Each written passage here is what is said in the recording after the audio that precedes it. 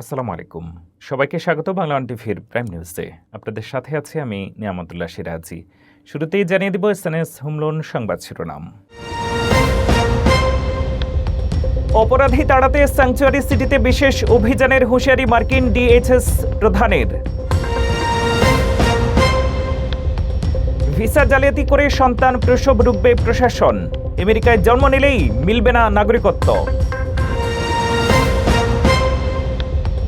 ছুটির মুখে মার্কিন চালকদের দুঃসংবাদ, একাধিক রাজ্যে কার্যকর হলো নতুন জ্বালানি কর।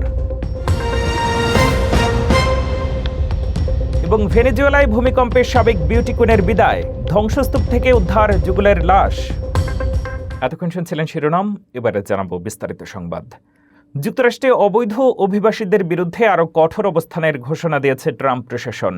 প্রতিদিন হাজারো মানুষকে বহিষ্কার, টিপিএসধারীদের জন্য নতুন সতর্কবার্তা এবং নিউ ইয়র্ক সহ বিভিন্ন শহরে আইসের তৎপরতা বাড়ানোর ইঙ্গিত দিয়েছেন হোমল্যান্ড সিকিউরিটি প্রধান।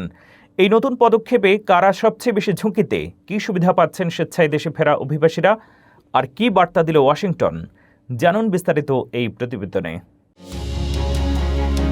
যুক্তরাষ্ট্রে অভিবাসন আইন বাস্তবায়নে আরও কঠোর অবস্থানের ইঙ্গিত দিয়েছেন দেশটির হোমল্যান্ড সিকিউরিটি বিভাগের প্রধান। নিউ ইয়র্কে এক সংবাদ সম্মেলনে তিনি বলেন, প্রশাসনের লক্ষ্য প্রতিদিন আইন প্রয়োগকারী সংস্থাগুলোকে তাদের দায়িত্ব পালনে সহায়তা করা এবং গুরুতর অপরাধে অভিযুক্ত বা দণ্ডপ্রাপ্ত অবৈধ অভিবাসীদের বিরুদ্ধে অভিযান আরও জোরদার করা। তার দাবি, বর্তমানে প্রতিদিন গড়ে ৩,০০০-এরও বেশি মানুষকে নিজ নিজ দেশে ফেরত পাঠানো হচ্ছে এবং তাদের প্রায় ৭০% বিরুদ্ধে ফৌজদারি অভিযোগ রয়েছে অথবা তারা গুরুতর অপরাধে অভিযুক্ত। তিনি বলেন, প্রশাসনের মূল লক্ষ্য সাধারণ অভিবাসীদের নয়, বরং জননিরাপত্তার জন্য হুমকি হয়ে ওঠা ব্যক্তিদের আইনের আওতায় আনা। সংবাদ সম্মেলনে নিউ ইয়র্কের মতো স্যাংচুয়ারি সিটি নিয়েও সমালোচনা করেন তিনি। তার ভাষায়, এসব নীতির কারণে অপরাধীরা নিরাপদ আশ্রয় পাওয়ার সুযোগ পাচ্ছে। তবে নিরাপত্তার স্বার্থে নিউ ইয়র্কে অতিরিক্ত আইস কর্মী মোতায়েন করা হয়েছে কিনা সে বিষয়ে নির্দিষ্ট কোনো তথ্য দিতে অস্বীকৃতি জানান তিনি। অস্থায়ী সুরক্ষা মর্যাদা বা টিপিএস নিয়ে এক প্রশ্নের জবাবে তিনি বলেন, তাদের টিপিএস এর মেয়াদ শেষ হয়েছে। তারা স্বেচ্ছায় নিজ দেশে ফিরে গেলে সরকার আর্থিক সহায়তা ও বিমান ভাড়ার সুবিধা দেবে। এরপর তারা বৈধভাবে পুনরায় ভিসার আবেদন করার সুযোগ পেতে পারেন। তবে গ্রেফতার হয়ে বহিষ্কৃত হলে ভবিষ্যতে যুক্তরাষ্ট্রে ফেরার সুযোগ অনেকটাই সীমিত হয়ে যাবে বলেও সতর্ক করেন তিনি।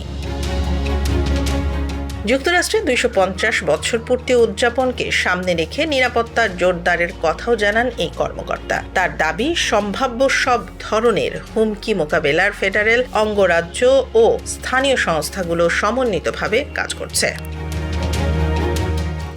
জন্মসূত্রে নাগরিকত্ব নিয়ে ট্রাম্প প্রশাসনের সিদ্ধান্ত বাতিল হলেও থেমে নেই বিতর্ক। এবার যুক্তরাষ্ট্রে শুরু হয়েছে বার্থ ট্যুরিজম চক্রের বিরুদ্ধে কঠোর অভিযান, যেখানে ভুয়া তথ্য দিয়ে সন্তান জন্ম দেওয়ার অভিযোগ তদন্ত করছে আইনশৃঙ্খলা বাহিনী। বিস্তারিত আরও জানুন রিপোর্টে। আমেরিকার নাগরিকত্ব আইন নিয়ে এক ঐতিহাসিক ও নজিরবিহীন সংঘাত শুরু হলো হোয়াইট হাউস আর সুপ্রিম কোর্টের মধ্যে। অবৈধ অভিবাসী এবং বিদেশি পর্যটকদের সন্তানদের জন্মসূত্রে মার্কিন নাগরিকত্ব পাওয়ার অধিকার বাতিল করে মার্কিন প্রেসিডেন্ট ডোনাল্ড ট্রাম্প যে নির্বাহী আদেশ দিয়েছিলেন তা সরাসরি খারেজ করে দিয়েছে দেশটির সুপ্রিম কোর্ট। ৫-৪ ভোটের এক ঐতিহাসিক রায়ে সর্বোচ্চ আদালত সাফ জানিয়ে দিয়েছে, ট্রাম্পের এই নির্দেশ মার্কিন সংবিধানের ১৪তম সংশোধনীর স্পষ্ট লঙ্ঘন। আদালতের এই বড় ধাক্কার পরই নড়ে চড়ে বসেছে মার্কিন বিচার বিভাগ বা ডিওজে। ট্রাম্পের নির্বাহী আদেশ টিকল না তো কি হয়েছে? প্রশাসন এবার বার্থ ট্যুরিজম বা শুধু সন্তান জন্ম দিয়ে নাগরিকত্ব নেওয়ার চক্রগুলোর উপরে ইতিহাসের সবচেয়ে বড় ক্র্যাকডাউনের ঘোষণা দিয়েছে। প্রশাসনের ফ্রড জার বা জালিয়াতি দমন বিভাগের প্রধান কলিন ম্যাকডোনাল্ড সরাসরি ফেডারেল প্রসিকিউটরদের নির্দেশ দিয়েছেন, যারা ভুয়া ভিসা নিয়ে বা মিথ্যা অজুহাতে সন্তান প্রসবের উদ্দেশ্যে আমেরিকায় ঢুকছে তাদের বিরুদ্ধে যেন কঠোরতম আইনি ব্যবস্থা নেওয়া হয়। মার্কিন প্রশাসন স্পষ্ট করে দিয়েছে, ভিসা আবেদনে ভ্রমণের আসল উদ্দেশ্য লুকিয়ে সন্তান জন্ম দিতে আসা একটি গুরুতর অপরাধ। এর আগেও চীন এবং তুরস্কের নাগরিকদের নিয়ে গড়া কোটি কোটি ডলারের বার্থ ট্যুরিজম সিন্ডিকেটের কর্মকর্তাদের ৪১ মাস পর্যন্ত জেল দেওয়া হয়েছে। বিভিন্ন থিঙ্ক ট্যাঙ্কের তথ্য মতে প্রতিবছর প্রায় ২৬ থেকে ৩৩ হাজার শিশু জন্ম নেয় এই বার্থ ট্যুরিস্টের মাধ্যমে। ভারপ্রাপ্ত অ্যাটর্নি জেনারেল টড ব্লান্চ একে একটি উদীয়মান শিল্প আখ্যা দিয়ে বলেছেন, এই জালিয়াতি যে কোনো মূল্যে বন্ধ করা হবে। আইসের হাতে গির্জায় যাওয়ার পথে এক ক্যাথলিক সন্ন্যাসিনীর আটকের ঘটনায় যুক্তরাষ্ট্র জুড়ে শুরু হয়েছে তীব্র বিতর্ক। কেন তাকে আটক করা হয়েছিল সে বিষয়ে এখনও কোনো ব্যাখ্যা দেয়নি হোমল্যান্ড সিকিউরিটি বিভাগ। এই ঘটনায় ধর্মীয় নেতা এবং আইন প্রণেতারা কি বলছেন, আর পুরো ঘটনার পেছনে কি রয়েছে, বিস্তারিত জানুন প্রতিবেদনে। যুক্তরাষ্ট্রে অভিবাসন অভিযান ঘিরে নতুন বিতর্কের জন্ম দিয়েছে এক ক্যাথলিক সন্ন্যাসিনীকে আটক করার ঘটনা। টেক্সাসের ম্যাক অ্যালেনে গির্জায় প্রার্থনায় যাওয়ার পথে আইসের কর্মকর্তারা সিস্টার লেটিসিয়া উগবোয়াজাকে আটক করেন। ঘটনাটি প্রকাশ্যে আসতেই ক্ষোভ ছড়িয়ে পড়ে ধর্মীয় মহলসহ বিভিন্ন মহলে। ক্যাথলিক ডায়োসিস অব ব্রাউন্সভিল জানিয়েছে, নাইজেরিয়ান নাগরিক সিস্টার লেটিসিয়া একজন নিবন্ধিত নার্স। তিনি দীর্ঘদিন ধরে সাউথ টেক্সাস হেলথ সিস্টেমে কাজ করছেন এবং স্থানীয় চার্চে স্বেচ্ছাসেবী হিসেবে ধর্মীয় সেবাও দিয়ে আসছেন। আটক হওয়ার কয়েক ঘন্টার মধ্যেই তাকে মুক্তি দেওয়া হলেও কেন তাকে আটক করা হয়েছিল সে বিষয়ে এখনও কোনো ব্যাখ্যা দেয়নি যুক্তরাষ্ট্রের ডিপার্টমেন্ট অফ হোমল্যান্ড সিকিউরিটি। স্থানীয় Republican congressman Monika de la cruise বলেছেন, আইন প্রয়োগকারী সংস্থার লক্ষ্য হওয়া উচিত সহিংস অপরাধীরা। গির্জায় যাওয়া কোনো ক্যাথলিক সন্ন্যাসিনী নয়। অন্যদিকে ডেমোক্র্যাট কংগ্রেসম্যান হেনরি কুয়েলারও এই ঘটনায় উদ্বেগ প্রকাশ করে বলেছেন, অভিবাসন আইন প্রয়োগের ক্ষেত্রে সরকারি সম্পদের ব্যবহার নিয়ে গুরুতর প্রশ্ন উঠছে। ব্রাউন্সভিলের বিশপ ড্যানিয়েল ই ফ্লোরেসও ঘটনাটির তীব্র নিন্দা জানিয়েছেন। তার ভাষায়, শান্তিপূর্ণভাবে গির্জায় যাওয়ার পথে একজন ধর্মীয় সেবিকাকে হাতকড়া পরিয়ে আটক করা অত্যন্ত উদ্বেগজনক এবং এমন নীতিমালার সংস্কার জরুরি। এদিকে সিস্টার লেটিসিয়াকে কেন আটক করা হয়েছিল সেই প্রশ্নের উত্তর এখনো মেলেনি। ফলে ঘটনাটি শুধু অভিবাসন নীতি নয়, ধর্মীয় স্বাধীনতা ও মানবিক আচরণ নিয়েও নতুন বিতর্ক সৃষ্টি করেছে যুক্তরাষ্ট্রে।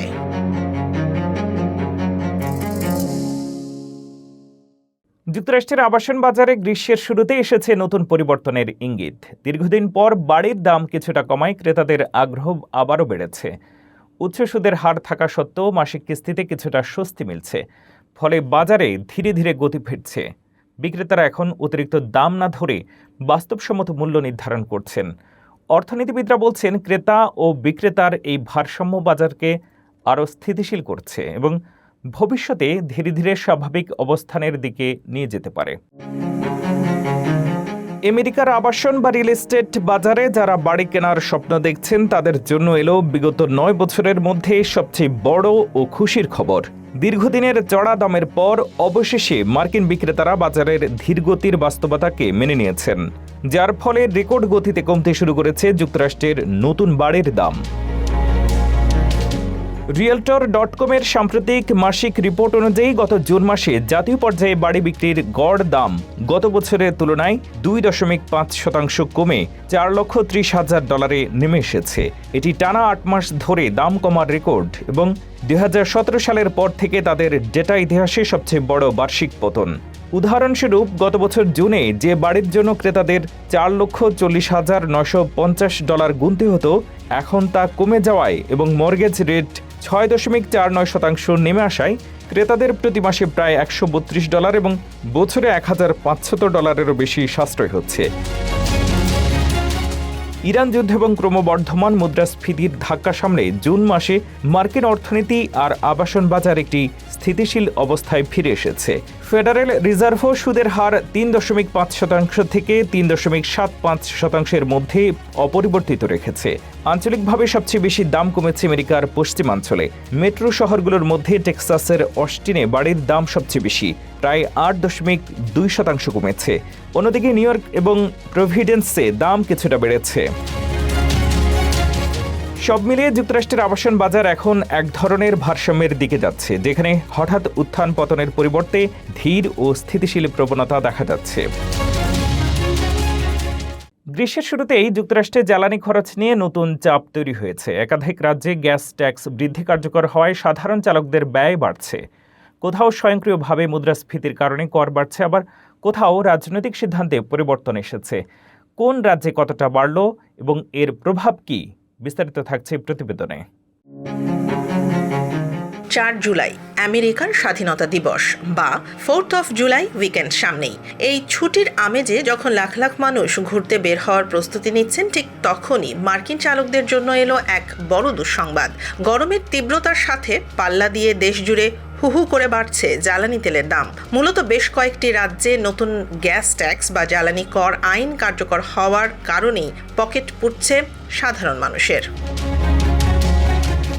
1 জুলাই থেকে কার্যকর হওয়া এই নিয়মে সবচেয়ে বড় ধাক্কা খেয়েছে ক্যালিফোর্নিয়া। পুরো দেশের মধ্যে সবচেয়ে বেশি জ্বালানি কর নেয়া এই রাজ্যে প্রতি গ্যালনে ট্যাক্স বেড়েছে 2.2 সেন্ট, যার ফলে এখন শুধু রাজ্য করই দিতে হচ্ছে 63.4 সেন্ট। পিছিয়ে নেই ওয়াশিংটন রাজ্য, সেখানে তেলের ট্যাক্স বেড়ে হয়েছে 56.5 সেন্ট। ফেডারেল ট্যাক্স মিলিয়ে ওয়াশিংটনের চালকদের প্রতি গ্যালনে প্রায় 75 সেন্ট শুধু করই গুনতে হচ্ছে। এছাড়া ম্যারিল্যান্ড এবং নিউ জার্সিতেও করের বোঝা আরও বেড়েছে। মুদ্রাস্ফীতি এবং রাস্তাঘাট মেরামতের অজুহাতে রাজ্যগুলো এই কর বাড়ালেও সাধারণ মানুষ বলছেন দৈনন্দিন যাতায়াতে এই বাড়তি খরচ তাদের ওপর বিশাল চাপ সৃষ্টি করছে। তবে ব্যতিক্রমও আছে। অরেগন এবং নিউ মেক্সিকোতে জ্বালানি কর বাড়ানোর চেষ্টা করা হলেও জনগণের তীব্র বিরোধিতার মুখে সেই বিল পাশ হতে পারেনি, ফলে সেখানে আগের দামই বহাল থাকছে। বিশেষজ্ঞরা বলছেন একাধিক রাজ্যে মুদ্রাস্ফীতি ভিত্তিক স্বয়ংক্রিয় কর বৃদ্ধি এবং রাজনৈতিক সিদ্ধান্ত মিলিয়ে যুক্তরাষ্ট্রে জ্বালানির খরচ ধীরে ধীরে বাড়ছে, যা দৈনন্দিন যাতায়াতে সরাসরি প্রভাব ফেলছে। যুক্তরাষ্ট্রের তীব্র তাপপ্রবাহের কারণে বিদ্যুতের চাহিদা রেকর্ড পর্যায়ে পৌঁছানোর আশঙ্কা দেখা দিয়েছে, বিশেষ করে ভার্জিনিয়া সহ মধ্য আটলান্টিক অঞ্চলে, যেখানে অসংখ্য ডেটা সেন্টার পরিচালিত হচ্ছে। সেখানে বিদ্যুৎ গ্রিডের উপরে ব্যাপক চাপ তৈরি হয়েছে। এই পরিস্থিতিতে বিদ্যুৎ বিভ্রাট ঠেকাতে মার্কিন জ্বালানি বিভাগ আঞ্চলিক গ্রিড অপারেটর পিজেএম ইন্টারকানেকশনকে প্রয়োজনে ডেটা সেন্টারগুলোতে ব্যাকআপ ডিজেল জেনারেটর চালুর অনুমতি দিয়েছে। তবে বিশেষজ্ঞরা বলছেন এই জেনারেটর থেকে নির্গত ধোঁয়া এবং ক্ষতিকর গ্যাস পরিবেশ এবং জনস্বাস্থ্যের জন্য ঝুঁকিপূর্ণ হতে পারে। আবহাওয়া দপ্তরের পূর্বাভাস অনুযায়ী ওয়াশিংটন ডিসি ও ফিলাডেলফিয়ায় তাপমাত্রার অনুভূতি 110 ডিগ্রি ফারেনহাইটেরও বেশি হতে পারে।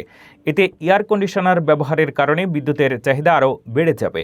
বৃহস্পতিবার বিদ্যুতের ব্যবহার 166 গিগাওয়াটে পৌঁছতে পারে, যা ওই অঞ্চলের ইতিহাসে নতুন রেকর্ড হতে পারে। বিশেষজ্ঞদের মতে কৃত্রিম বুদ্ধিমত্তা বা এআই এবং ডেটা সেন্টারের দ্রুত সম্প্রসারণ ভবিষ্যতে বিদ্যুতের উপর আরও বড় চাপ সৃষ্টি করবে। তাই নিরবচ্ছিন্ন বিদ্যুৎ সরবরাহ নিশ্চিত করার পাশাপাশি পরিবেশ রক্ষা এবং পরিচ্ছন্ন জ্বালানির ব্যবহার বাড়ানো এখন যুক্তরাষ্ট্রের জন্য বড় চ্যালেঞ্জ হয়ে দাঁড়িয়েছে। নিউ ইয়র্কে অস্বাভাবিক তাপপ্রবাহে জনজীবন কার্যত অচল হয়ে পড়েছে। মেট্রো থেকে রাস্তাঘাট সবখানেই গরমের তীব্রতা স্পষ্ট। পরিস্থিতি সামাল দিতে কুলিং সেন্টার এবং জরুরি সেবা চালু করেছে প্রশাসন। এই কঠিন সময়ে শহরবাসীর বাস্তব চিত্র উঠে এসেছে রিপোর্টে। গত এক দশকের মধ্যে সবচেয়ে ভয়াবহ এবং বিপজ্জনক দাবদাহের কবলে পড়েছে নিউ ইয়র্ক সিটি। আবহাওয়াবিদদের মতে পরিস্থিতি যদি এমনটাই থাকে, তবে 2010 সালের পর এটি হতে যাচ্ছে ইতিহাসের সবচেয়ে উত্তপ্ত 4th অফ জুলাই বা মার্কিন স্বাধীনতা দিবস। তীব্র গরমে মাটির উপর থেকে শুরু করে মাটির নিচের সাবওয়ে স্টেশন সবখানেই যেন জ্বলন্ত ওভেনের উত্তাপ। সাবওয়ে ব্যবহারকারী লাখ লাখ যাত্রী পড়েছেন চরম বিপাকে। তবে এমটিএ কর্তৃপক্ষ আশ্বস্ত করেছে যে ট্রেনের এসি সিস্টেমগুলো আগে থেকেই পরীক্ষা করা হয়েছে এবং তীব্র গরমে রেললাইন যাতে বেঁকে না যায় সেদিকে সর্বোচ্চ নজর রাখা হচ্ছে। চিকিৎসকরা সতর্ক করে জানিয়েছেন, অন্য যে কোনো প্রাকৃতিক দুর্যোগের চেয়ে তীব্র হিটওয়েভে প্রতি বছর সবচেয়ে বেশি মানুষ মারা যায়। তাই এই সময় শরীর হাইড্রেটেড রাখা বা প্রচুর তরল পান করা অত্যন্ত জরুরি। এই নরক গুলজার গরম থেকে বাঁচতে ইস্ট হার্লেমের মার্কাস গ্যারভে পুলের সময়সীমা বাড়িয়ে দেওয়া হয়েছে। কোথাও আবার রাস্তায় ফায়ার হাইড্রেন্টের পানি ছিটিয়ে শরীর ঠান্ডা করার চেষ্টা করছেন নাগরিকরা। পরিস্থিতি নিয়ন্ত্রণে আনতে নিউ ইয়র্কের মেয়র মামদানি শহর জুড়ে 200-টিরও বেশি কুলিং সেন্টার বা আশ্রয় কেন্দ্র খুলে দিয়েছে। এর পাশাপাশি বিভিন্ন মোড়ে মোতায়েন করা হয়েছে বিশেষ কুলিং ফ্যান। নিউ ইয়র্কের এই তাপপ্রবাহ আগামী কয়েকদিন অব্যাহত থাকতে পারে। নাগরিকদের নিরাপদ রাখাই এখন প্রশাসনের প্রধান লক্ষ্য। তাই সবাই ঘরে থাকুন ও সতর্ক থাকুন। তাপপ্রবাহে জীবন বাঁচাতে সচেতনতা অত্যন্ত জরুরি। ভালোবাসার প্রস্তাব দিতে গিয়ে বেছে নিলেন বিশ্বের অন্যতম উঁচু ভবনের চূড়া। হার্নেস ছাড়াই 1400 ফুট উপরে উঠে চমকে দেন সবাইকে। মুহূর্তে ঘটনাস্থলে ছুটে যায় পুলিশ। শুরু হয় নাটকীয় উদ্ধার এবং আটক অভিযান। পুরো ঘটনায় এখন তোলপাড় সামাজিক যোগাযোগ মাধ্যম। বুক কাঁপানো ভয়ঙ্কর এক দৃশ্য। কোনো ধরনের সেফটি হারনেস বা দড়ি ছাড়াই নিউ ইয়র্কের বুক ভেদ করে 1400 ফুট উঁচুতে দাঁড়িয়ে এক যুগল। নিচে তাকালে মাথা ঘুরে যাওয়ার মতো উচ্চতা, আর উপরে বইছে তীব্র বাতাস। ঠিক এই অবস্থায় এম্পায়ার স্টেট বিল্ডিং এর চূড়ায় ঘটে গেল ইতিহাসের সবচেয়ে ঝুঁকিপূর্ণ এক প্রেমের গল্প। ঘটনাটি ঘটেছে গতকাল দুপুরে। বিশ্বকাপের আমেজ যখন পুরো নিউ ইয়র্ক শহরে মুখরিত, ঠিক তখনই খবর আসে এম্পায়ার স্টেট বিল্ডিং এর একদম শেষ স্পায়ারে বা অ্যান্টেনায় চড়ে বসেছেন দুজন মানুষ। তারা সেখানে দাঁড়িয়ে একটি কালো পতাকা উড়াচ্ছিলেন। নিচে তখন হাজারো মানুষের চোখ আকাশে। সবার মনে একটাই প্রশ্ন, কি ঘটতে যাচ্ছে? খবর পেয়ে ছুটে আসে নিউ ইয়র্ক পুলিশের বিশেষ ইমার্জেন্সি সার্ভিস ইউনিট। নিজেদের জীবন বাজি রেখে এম্পায়ারের একদম চূড়ায় বসে পুলিশ কর্মকর্তারা কোনো রকম বিশৃঙ্খলা ছাড়াই উপর থেকেই হেফাজতে নেওয়া হয় ওই দুই আরোহীকে। তবে আসল চমকটা অন্য জায়গায়। সোশ্যাল মিডিয়ায় তাদের পোস্ট করা ছবি থেকে জানা গেছে এটি ছিল আসলে একটি সারপ্রাইজ ম্যারেজ প্রপোজাল বা বিয়ের প্রস্তাব। 1400 ফুট উঁচুতে প্রেমিকা যখন হ্যাঁ বলেছিলেন, তখন প্রেমিক তার আঙ্গুলে পরিয়ে দিচ্ছিলেন আংটি। কিন্তু এই রোমাঞ্চ খুব বেশি সময় স্থায়ী হয়নি। নিচে নামা মাত্রই নিরাপত্তা ভাঙা এবং জীবন বিপন্ন করার অভিযোগে পুলিশ তাদের গ্রেফতার করে। সাহসী প্রেম নাকি চরম বোকামি, এ নিয়ে এখন নেট দুনিয়ায় চলছে তোলপাড়। তবে প্রশ্ন একটাই, এত কড়া নিরাপত্তা ফাঁকি দিয়ে তারা উপরে উঠলেন কিভাবে? মিশিগানে দ্রুত ছড়িয়ে পড়ছে বিরল পরজীবী সংক্রমণ সাইক্লোস্পোরিয়াসিস। দূষিত খাবার এবং পানির মাধ্যমে ছড়ানো এই রোগে ইতিমধ্যে প্রায় 200 জন আক্রান্ত হয়েছেন, যা স্বাভাবিক বছরের তুলনায় কয়েক গুণ বেশি। স্বাধীনতা দিবসের ছুটিতে পিকনিক এবং বারবিকিউ মৌসুম কেন বাড়ছে এই ঝুঁকি? কী কী লক্ষণ দেখা দেয় এবং কিভাবে নিজেকে নিরাপদ রাখবেন, জানুন বিস্তারিত প্রতিবেদনে। যুক্তরাষ্ট্রের মিশিগান অঙ্গরাজ্যে ছড়িয়ে পড়েছে উদ্বেগজনক এক পরজীবী সংক্রমণ। মেট্রো ডেট্রয়েট এলাকায় ইতোমধ্যেই শত শত মানুষ আক্রান্ত হওয়ায় জনস্বাস্থ্যে নতুন করে শঙ্কা তৈরি হয়েছে। রোগটির নাম সাইক্লোস্পোরিয়াসিস। এটি অন্ত্রের সংক্রমণ যা মূলত দূষিত খাবার ও পানির মাধ্যমে ছড়ায়। স্বাধীনতা দিবসের ছুটিতে আউটডোর বারবিকিউ ও পিকনিকের আগে স্বাস্থ্য কর্মকর্তারা সবাইকে সতর্ক থাকার পরামর্শ দিচ্ছেন।